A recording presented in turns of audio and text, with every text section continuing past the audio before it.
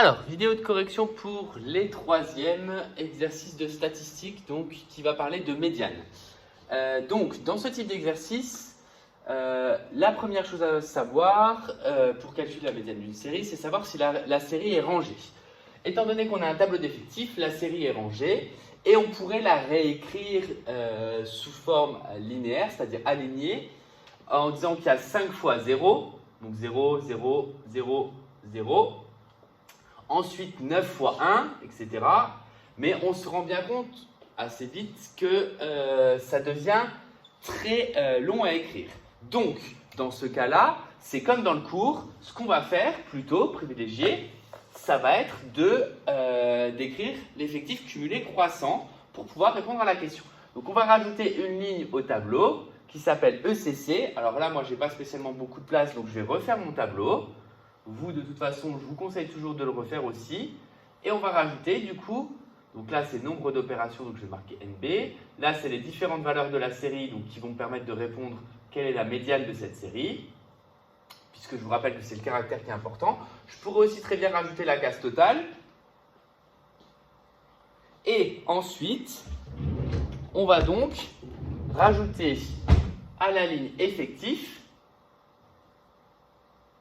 une ligne ECC pour pouvoir déterminer la médiane de cette série.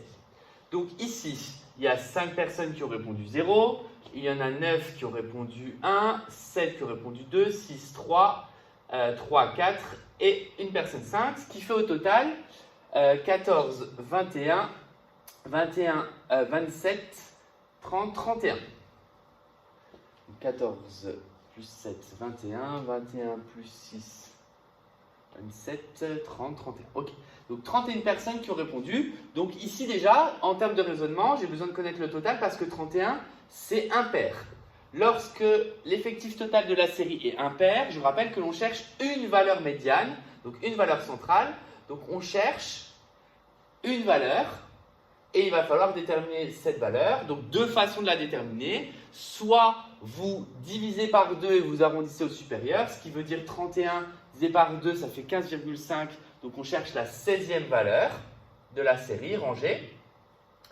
Ou alors, vous ajoutez 1, vous divisez par 2, ça fait donc dans tous les cas 16. Mais 16, ça va être une valeur que l'on va rechercher dans les effectifs cumulés croissants. Donc je rappelle que les effectifs cumulés croissants permettent de répondre à la question combien de personnes ont répondu moins de 3, moins de 2, etc.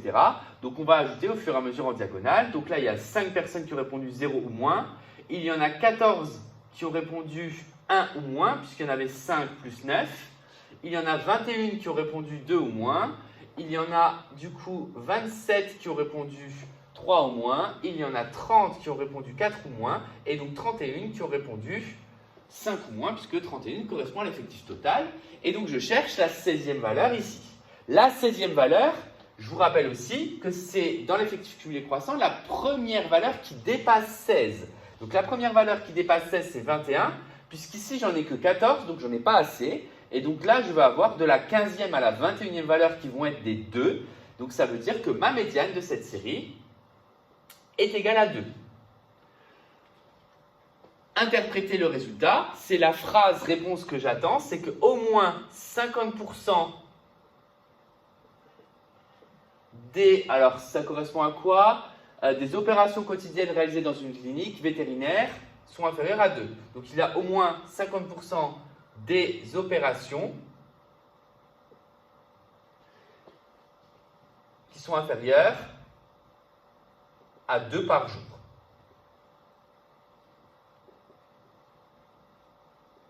Donc ça veut dire que dans cette clinique, au moins la moitié du temps, on fait moins de 2 opérations par jour. Voilà un exercice classique. On aurait pu écrire les 31 valeurs et chercher la 16e pour trouver que c'était 2. Dans tous les cas, la médiane, c'est 2. Ne pas confondre la valeur que l'on cherche avec la valeur médiane. Ça, c'est primordial. Voilà donc pour ce premier exercice. On va corriger du coup le suivant sur la vidéo là. Je vais peut-être couper du coup les 4 exercices en 2 vidéos. Donc le deuxième exercice, c'était l'exercice 24 pages 220 et quelques, je crois. Et donc cette fois-ci, on a par rapport au mois, des prix moyens mensuels de kilos de tomates. Donc en janvier, ça veut dire que le kilo de tomates était à 2,94 €, en février 2,85 €, etc., etc. Et donc déjà, première chose, calculer la moyenne. Donc là, la moyenne, vu que le caractère va être le prix uniquement est lié au mois, pour calculer la moyenne, c'est une moyenne brute. Donc le prix moyen,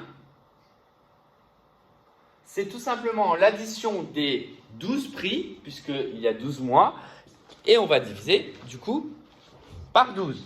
Donc ça va faire 2,94 plus 2,85 plus 3 petits points. Donc je l'additionne tous les mois jusque décembre, plus 2,87. Le tout divisé par 12.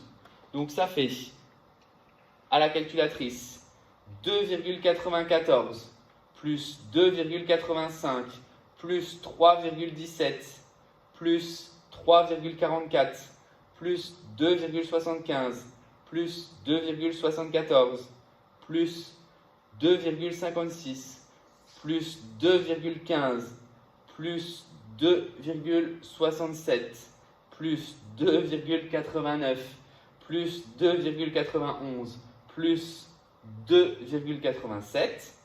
Le total, ça fait donc 33,94 et le tout divisé par 12, ça va donner un prix moyen de environ 2,82 €. Donc, au centime près, il fallait arrondir donc du coup à 2 chiffres après la virgule. Donc là, il faut faire encore une phrase réponse, dire que le prix moyen de tomates durant l'année 2014 était de 2,82 €. Il fallait ensuite calculer le pourcentage des prix qui étaient supérieurs ou égaux au prix moyen annuel. Donc il fallait repérer dans le tableau le nombre de valeurs qui sont supérieures à 2,82 et l'exprimer en pourcentage. Donc 2,82 en janvier c'est supérieur, en février c'est supérieur, en mars c'est supérieur, en avril c'est supérieur, en mai, juin, juillet, août, septembre, qui correspondra à peu près à la saison des tomates, c'est inférieur.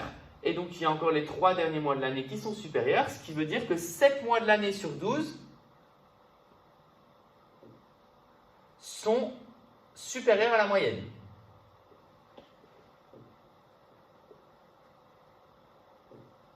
Donc 7 sur 12, la question qu'on se pose, s'il y avait 100 mois, cela reviendrait à quel nombre sur 100?